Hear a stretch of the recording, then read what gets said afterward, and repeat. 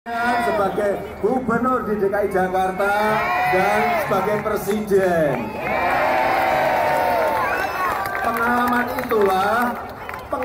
itulah yang memberikan dorongan, memotivasi saya dan memudahkan bagi saya dalam mengelola pemerintahan, mengelola negara sebesar negara kita Indonesia ini. Jadi perlu saya ingatkan sekali lagi, dengan negara sebesar Indonesia, 17.000 pulau, 269 juta, mengelolanya tidak mudah, tidak gampang. Jadi jangan diberikan kepada yang belum berpengalaman.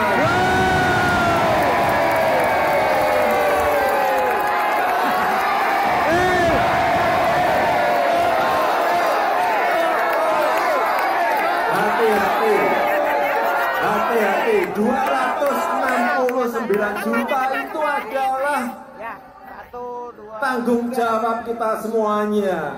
Kalau diberikan kepada yang belum berpengalaman, bagaimana jadinya?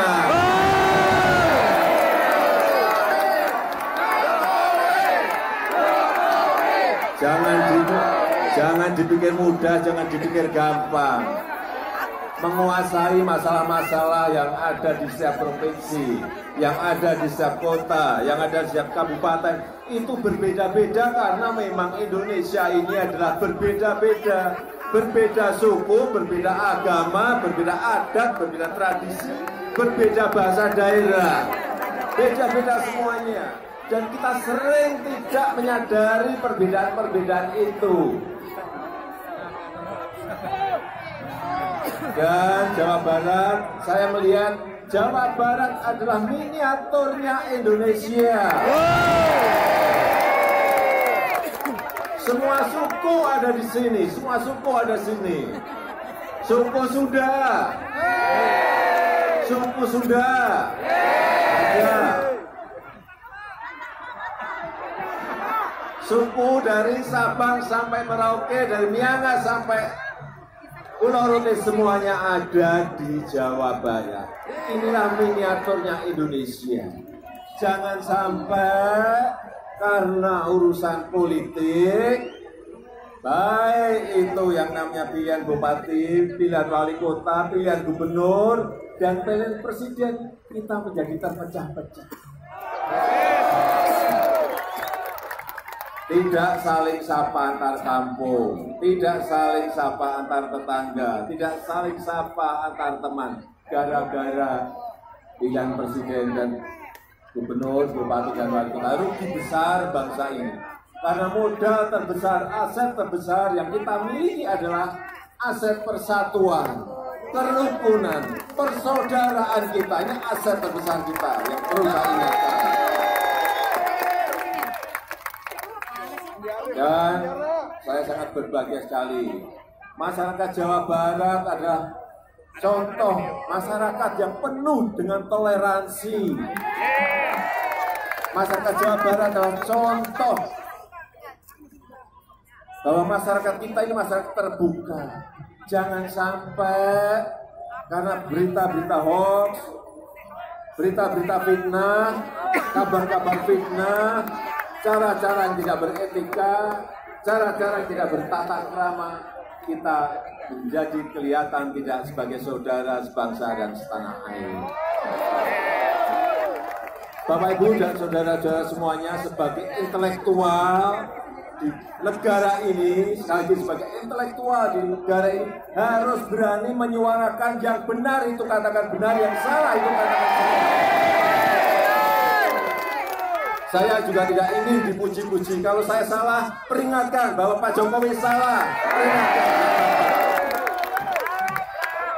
Bapak Ibu semuanya adalah intelektual. Jangan sampai masyarakat kita diberikan sebuah pelajaran edukasi yang tidak benar. Coba, kalau sekarang kita lihat ini, yang namanya hoax, yang namanya kabar fitnah, yang namanya kabar bohong sekarang tidak hanya lewat media sosial, tapi sudah dari ke rumah, door to door, dari pintu ke pintu. Ini sangat berbahaya sekali bagi persatuan kita, bagi kerukunan kita sebagai sebuah negara besar. Oleh sebab itu harus kita berani, harus berani kita lawan. Kita harus berani melawan itu, jangan diam. Coba kita lihat, coba isu yang di bawah, coba kita lihat. Nanti pemerintahan, kalau kita menang, disampaikan di bawah bahwa azan akan dilarang. Logikanya seperti apa? Pendidikan agama akan dihapuskan. Coba. Logikanya kan tidak masuk.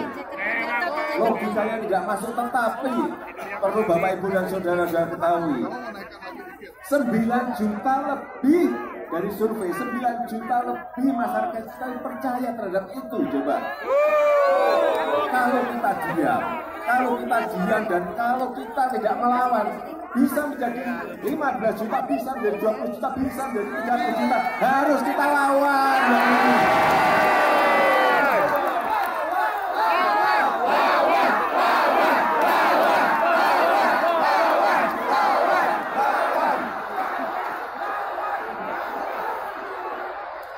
Jawabnya seperti yang Bapak Ibu dan Saudara-saudara teriakkan ini tadi, lawan!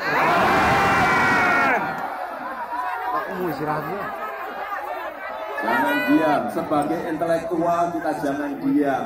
Bapak Ibu Saudara-saudara semuanya sebagai intelektual jangan diam. Ada proses-proses demokrasi yang tidak betul seperti itu harus diperingatkan dan harus kita lawan.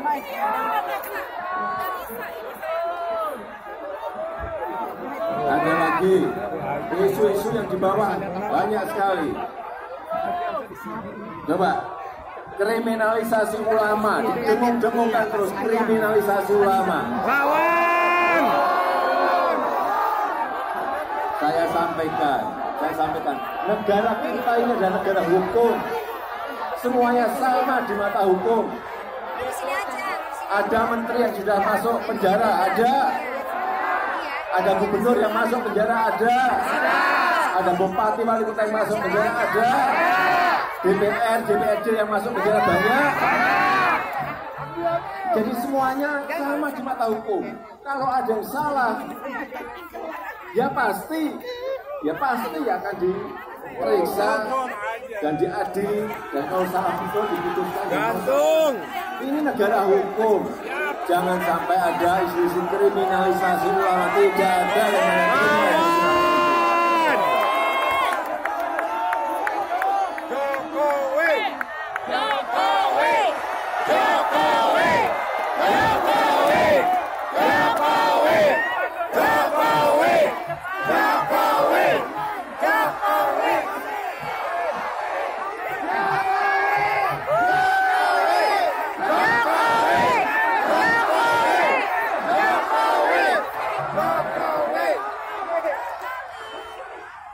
Jadi isu-isu seperti itu harus dilawan dengan fakta dan data-data. Harus disampaikan logika-logikanya.